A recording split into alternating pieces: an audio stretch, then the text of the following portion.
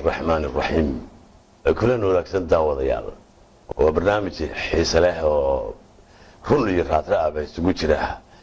tan soo socota waa sheeko xiiso badan oo alkudhigeedu yahay gaadhigii la isku qabtay inuu nool yahay in kale gaadhigaasi waa 1930kii waa degmo qadiim ah oo kamid ah magaalooyinka geyiga haatan maamul goboleedka Puntland loo yaqaano waxaa soo galay goor barqa baabuur waa kii ugu horeeyay ee dadka deegaankaasi abidkood ay arkaan malaha horena uma ay maqalo sheekaba iyo fikir kama ay haysan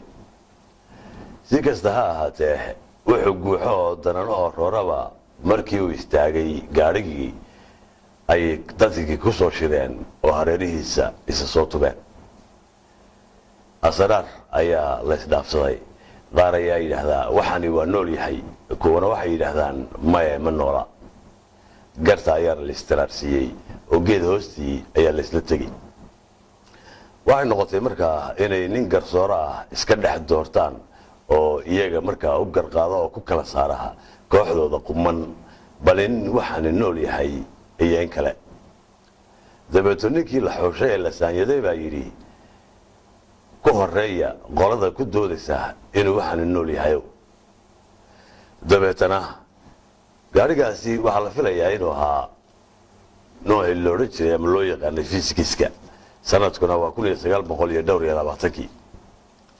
qoladii markaasi ku doodaysay inuu gaarigu nool yahay ayaa waxa ay ku tiraabeen waxani wuu ordayay waxa nool ayaana orda waxani wuu istaagay waxa nool ayaana istaaga waxani uu kaajay iyagoo tilmaamaya markaa biyo ka da'aya taangiga gaadhiga waxa nool ayaana kaaja bay yidhaahdeen waxay kaloo ku doodeen waxani inuu dhuusay isla markaana waxa nool oo keliya ay dhuusaan taasoo ay la jeedeen hoonkii baabuurka sidoo kale inuu waxaan indhaleeyahay oo ina soo eegayo ayay doodoodii ku darsadeen markii qodobada ay taxeen ayaa ninkii garsooraha ahaa isagoo aan sugin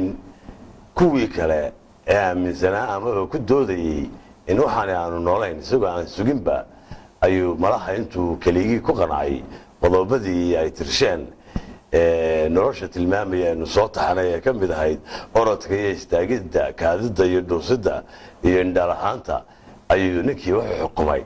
inay sax tahay oo ay gartii heleen qoladii ku doodaysay inuu gaadhigu nool yahay hase ilaawin daawadow hadda in ilaahay uu qur-aanka inoogu sheegay dhammaan waxa dhulka yaalla inay nool yihiin ha yeeshee aynaan fahmayn noloshooda oo weliba uu ilaah xusay inay ilaahay u tasbiixsanayaan oo ilaah baa xumo ka fog intaa ay 24 saacadood leeyihiin amarkiisana ay ku socdaan cadaabtiisana weliba ay ka cabsadaan oo ay ka magan galaan laakiin ragga maalintaa gaadhigu inuu nool yahay iyo in kale isku hayay iyo dadka badida bulshada maanta dhaqan ee muslimka xitaa ku absiisataa had iyo jeer ma xusuustaan mana xusaan nolosha makhluuqaadka kale ama waxyaabaha loo yaqaano jamaadaadka ee ay dhagxaantu ka mid tahay iyo qalabka oo kale oo si rabbi og yahay unu nool una tasbiixsada haddaba sheekada aan filayo inay xiisaha lahayd waa mid dhab ah oo ka dhacday dhulkeennan Puntland waxaana la isku qabtay gaadhigaasi inuu nool yahay in kale gartiina waxaa la siiyey qoladii sidaan horeba usoo sheegnay ku doodaysay inuu gaadhigu nool yahay tanina waa laascaanood waa sheeko kale waa xilligii gumaysiga waa nin hilible ah oo sayladda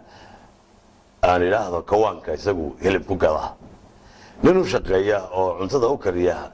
DC-ga wixii la odhan jiray ama district commissioner oo ah guddoomiyihii degmada ayaa ninka cuntada u kariya uu ka qaadi jiray dharaar walba hilib joogto ah oo malaha qadada dhisiga faranjiga ah uu ugu samayn jiray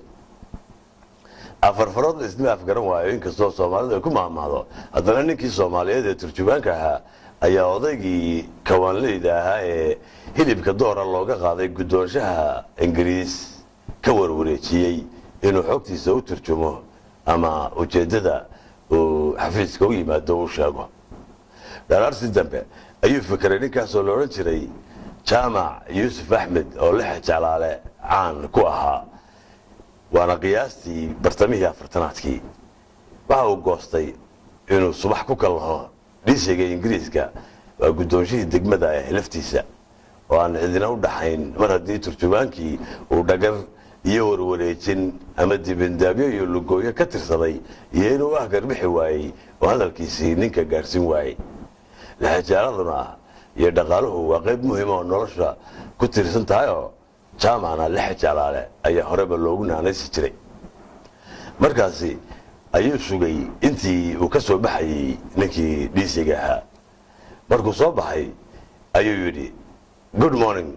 sir af ingiriisi jacbura iyo carabi iyo soomaali ayuu isugu daray guddoomiyihii ingiriis baa u soo hogtay oo u soo holladay ninkii hiliblaha ahaa kadibna wuxuu yidhi one look one leg two body big one all of my money putting in the table waxa uu tirinayaa hilibkii laga qaaday wuxuu yidhi one look oo ula jeedo hal luga iyo one leg waa wasada hilibka legga aynu naqaano two body big one iyo laba badiyood oo mid ay weyn tahay ayaa laga qaaday ku leeyahay buu yidhi all of my money lacagtaydii oo dhan putting in the table waad aragtaa inay cinda oo kale carabi ay tahay oo xagga miiska dhig lacagtii ayuu leeyahay markaasuu yidhi kamaan laxajaalo afarfaroodla isma afgaran waaye ninkii inuu wax tirsanayo oo isaga qaanu sheeganayo ayuu fahmay dabeetana lacagna uu ka hadlayo iyo weliba hilbaha qaarkood oo malaha uu fahmay si kastaba ha ahaatee turjubaankii ayaa loo yeedhay waxaana khasab ku noqotay inuu qanciyo oo ka dhaadheeyo waxa uu ninkan kawaanleyda ee laxajaalaale sheeganayo markii dhiisaygii lacagtii loo sheegayna sidii ayuu ku bixiyey haddii rabbi raalli ka noqdo haddaba daawadayaal sheekooyin badan oo labadan hadda aynu xusnayba ay xaqiiqooyin dhacay oo dhulkeennaa yihiin ayaynu jecelahay inaanu maaweelo iyo raadraac taariikheed dirkaba u soo qaadano waxaana kulankan inoo xiga haddii rabbi raalli ka noqdo aan isleenahay aad daawadayaashiisa usoo bandhigteen gartii bilaabatay aadkii ee ceerigaabo caanka ka ahayd ee lagu magacaabi jiray boqolka dameerood iyo beertii daaqay oo dowladdii soomaaliyeed ay dhacday iyadoo weli aan la xukumin gartaasina ay taagan tahay ilaa iyo haatan iyo weliba sheeko kaloo xiisa badan oo reer ceerigaabo doc ka khusaysa qudhooda oo la yidhaahdo iyadana jigjiga meydkeeda ha sidato bal haddaa inagoo caawa ku soo qaadnay barnaamijkeennan gaadhigu inuu nool yahay iyo in kale laysku qabtay iyo weliba tii kale ahayd afarfarood laysma afgaran waayo intaa aynu ku soo koobno